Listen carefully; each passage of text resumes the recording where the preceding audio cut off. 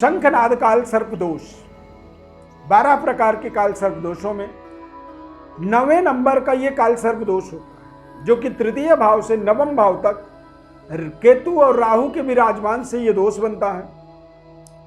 ये दोष यदि आपके जीवन में बना हुआ है तो यहां पर आपको अपने भाग्य से संतुष्टि नहीं मिलती है। बार बार सरकार के द्वारा आपको नुकसान होता है। पिता सुख का अभाव रहता है, पिता के साथ अच्छे संबंध रिश्ते नहीं बन पाते हैं, या फिर पिता पैतृक विरासत से बहुत दूर जाना पड़ता है अपने जीवन यापन को प्राप्त करने के लिए। शंखनाद काल सर्पदोष का संपूर्ण विश्लेषण इस खास कार्यक्रम में बताएंगे और इस कार्यक्रम को आप लाइक जरूर करिए, इस चैनल को हमारे सब्सक्राइब करिए और ज़्यादा से ज़्यादा लोगों को इसे शेयर भी कर सकते हैं, क्योंकि इस तरह के जब काल सर्प दोष बनते हैं तो ऐसे दोष युक्त जब व्यक्ति अपने जीवन में संघर्ष करता है तो इस सटीक विश्लेषण के माध्यम से उसके जीवन में एक बहुत बड़ा उसको मार्ग मिल जाता है, उसको रास्ता मिल जाता है इससे बचने का, इसके उपाय करने का, जो कि कार्यक्रम के अंत में आपको हम बताएंगे। मैं अरविंद दिव्यव्रत ज्ञान चैनल में आपका बहुत बहुत हार्दिक स्वागत करता हूं।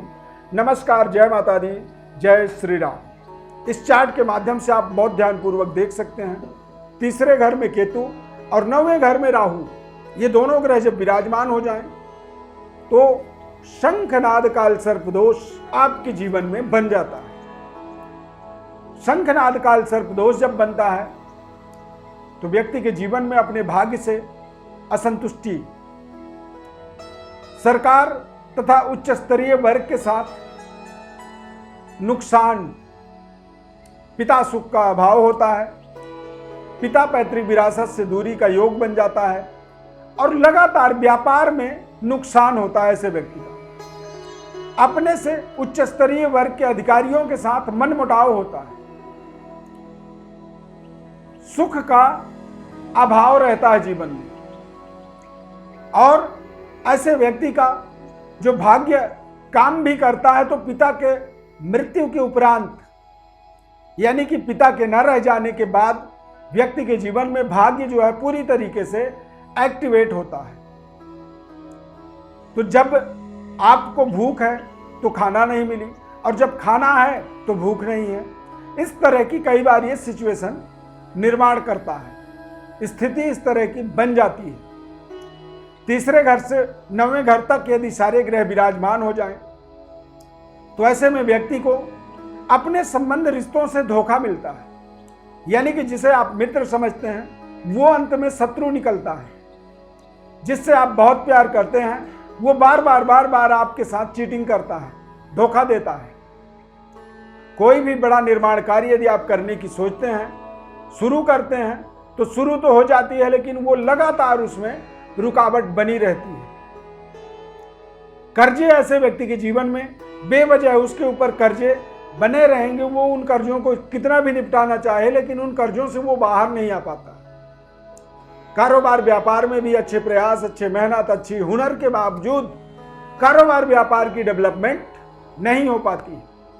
पारिवारिक जीवन के अंदर भी वो लगातार अपने संघर्ष करते रहता है और यात्राएं जो भी जीवन में करता है वो भी कहीं ना कहीं नुकसानदायक होती है।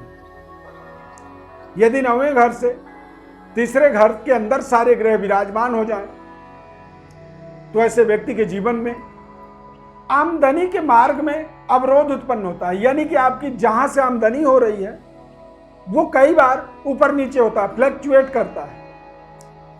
कारोबार, व्यापार, करियर, कार्य क्षेत्र में भी अनेक बाधाओं का व्यक्ति को सामना करना पड़ता है। इन्वेस्टमेंट कोई भी अमाउंट जो होती है उसका रिटर्न उसे नहीं मिलता है। पद प्रतिष्ठा, मान सम्मान का भी ऐसे व्यक्ति जीवन में अभाव महसूस करता है और ऐसे व्यक्ति के अंदर कई बार क्रोध के कारण वो अपने वाणी में संतुलन, वाणी का संतुलन जो है व्यक्ति का बिगड़ जाता है, जिससे परिवार के अंदर पारिवारिक जनों से भी विरोध का सामना करना पड़ता है। ऐसे परिस्थितियों के अंदर काल सर्प दोष जब बनता है, शंखनाद काल सर्प दोष जब बनता है, तो व्यक्ति को अपने जीवन में अपने धर्म के, कुल के अगेंस्ट जाकर के कुछ ऐसे व्यापार व्यवसाय को करने के लिए बाध्य होना पड़ता है। तो इस तरह की परिस्थितियां राहु और केतु के माध्यम से जन्म कुंडली में जब तीसरे और 9वें घर में राहु केतु विराजमान होते हैं तो ये योग बन जाता है, ये दोष बन जाता है। और इस दोष के निवारण के लिए आपको एक जागरूक होकर के, जागरूकता के साथ इसका उपाय आपको करना आपके लिए बहुत अनिवार्य हो जाता है। शंखनाद काल सर्प दोष के लिए आपको भगवान भोलेनाथ की विशेष उपासना करनी चाहिए,